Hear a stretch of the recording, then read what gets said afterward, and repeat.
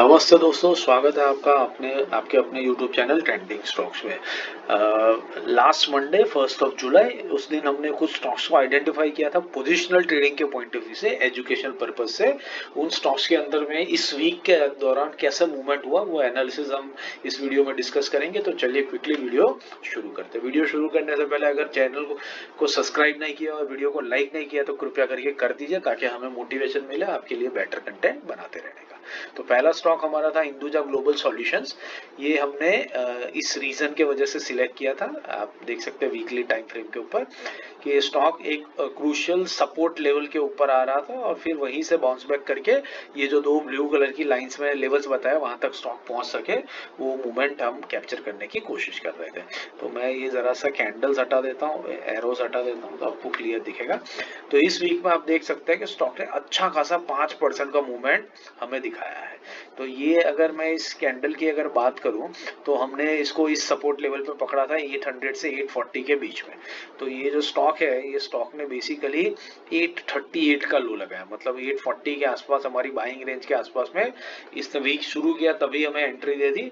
और उसके बाद ये स्टॉक वीकली क्लोजिंग बेसिस पर आपको 5% का टारगेट ऑलरेडी दे चुका है।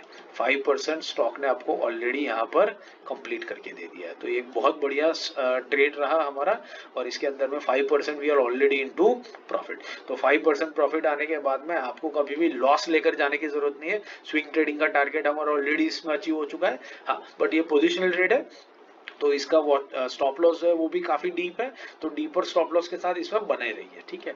अगर लॉस में भी जाता है तो कोई दिक्कत की बात नहीं है, बट यस, अगर आपको लॉस लेने में दिक्कत है तो 5% प्रॉफिट है, आप कम से कम ब्रोकरेज तो निकाल करके इसमें से एग्जिट ले ही सकते हैं। तो 5% का तो कुशन आपको मिल सकता है। ट्रेलिंग स्टॉप लॉस आप ऊपर लगा सकते हैं, बट यस, पोजिशनल ट्रेड में ऐसा करना जनरली नहीं चाहिए।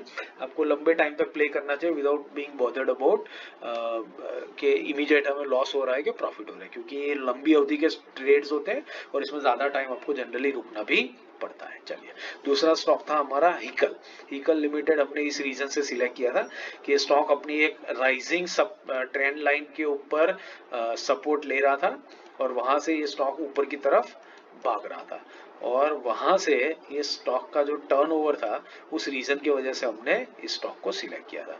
तो अगर आप पिछले वीक का मूवमेंट देखेंगे तो पिछले वीक में ये स्टॉक ऑलरेडी आपको 10% का मूवमेंट दे चुका है। देखिए, हमारा बाइंग लेवल क्या था, हमारा बाइंग लेवल था हिकल में 310 से 330 के बीच में। तो ये स्टॉक ने लो लगाया कितना, इसने लो लगाया 333 का। तो हमारे बाइंग रेंज से थोड़ा सा ऊपर निकल गया ये, वहां तक आया नहीं, 3 रुपये 1% ऊपर से गया। बट अगर आपकी एंट्री इसमें हो गई होती, ठीक है। अब देखिए, पोजिशनल ट्रेड्स में ये सारी चीजें रहती है, आप स्टॉक मार्केट में ही ये सारी चीजें रहती है, आप कभी भी एग्जैक्टली पिन पॉइंट नहीं कर सकते, ठीक है। बट देखो, बात ये है ना, when people are fearful they we need to be greedy, ठीक है। तो इस लेवल पर लोगों को डर लग रहा होगा कि इसमें घुसना चाहिए कि नहीं घुसना चाहिए, बट अगर आप इस मोमेंट पर घुस जाते 1% की बॉदर किए बिना, तो आज ऑलरेडी आप 10% प्रॉफिट में होते स्टॉक के अंदर में। तो हमारा एनालिसिस बिल्कुल सही रहा है। हाँ, ये अलग बात है कि शायद मौका हमें मिला या ना मिला, चूक गए एंट्री, बिकॉज स्टॉक उसी तरीके से भाग गया। स्टॉक कर सकता है, स्टॉक है, मार्केट है, उसकी मर्जी से चलता है, हमारी मर्जी से नहीं चलता है। बट हमें ये देखना चाहिए कि ये हमारा जो एनालिसिस है वो राइट ट्रैक में। एक स्टॉक मिस होगा तो दो स्टॉक कल मौके वापस से मिलेंगे हमें, तो उसकी टेंशन मत लीजिए, उसको चेज मत कीजिए, अभी इसमें घुसने की चेष्टा मत कीजिए।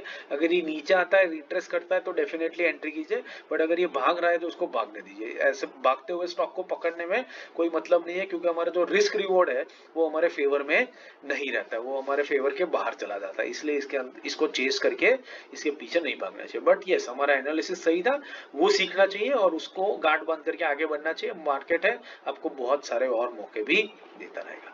तीसरा स्टॉक जो हमने आइडेंटिफाई किया था वो था एचएलई ग्लासकोट। एचएलई ग्लासकोट अपने एक लॉन्ग टर्म सपोर्ट पे था, इसलिए हमने इसको यहाँ पर सिलेक्ट किया था।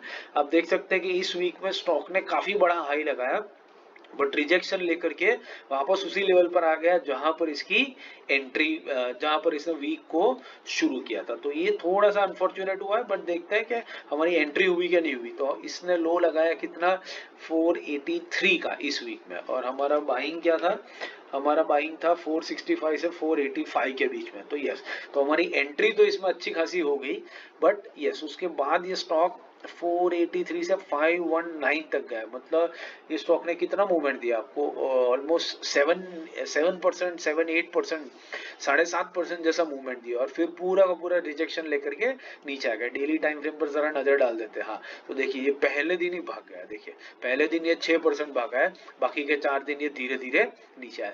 बट इंटरेस्टिंग चीज यहाँ पर नोट कीजिए, जब भागा तब वॉल्यूम क्या था, और जब कंसोलिडेट किया, जब स्टॉक नीचे आया, तब देखिए वॉल्यूम क्या है। तो ये बता रहा है कि ये सिर्फ कंसोलिडेट कर रहा है, और आप देख सकते हैं ये लेवल भी आपको दिखेगा यहाँ पर, ये सिर्फ इस लेवल के ऊपर कंसोलिडेट कर रहा है। जहां पर इसने कंसोलिडेट करके ब्रेकआउट दिया, अभी इस लेवल को आकर के वापस से रीटेस्ट कर रहा है। सूनर और लेटर ये स्टॉक यहाँ से ऊपर की तरफ ही भागने वाला है। तो इसमें भी आपकी अच्छी एंट्री हो गई होगी, इसको वॉच लिस्ट पे लगाइए, स्टडी करते रहिए, देखते रहिए, और अच्छा खासा आपको लर्निंग इसमें से डेफिनेटली मिलेगा, और प्रॉफिट्स भी इसके अंदर में मिलेंगे। आशा करता हूँ आपको ये वीडियो पसंद आ रहा है, पसंद आ रहा हो तो लाइक शेयर सब्सक्राइब करते रहेगा। बाकी इंट्राडे स्विंग और अगले हफ्ते के पोजिशनल ट्रेड्स के वीडियोस मैं यहाँ पर पिंक कर दूंगा, तो इन वीडियोस को देखिए और ये पूरा वीकेंड का फायदा लेकर के इसका अच्छे खासे से अच्छे तरीके से एनालिसिस कीजिए। Thank you and have a great trading week ahead.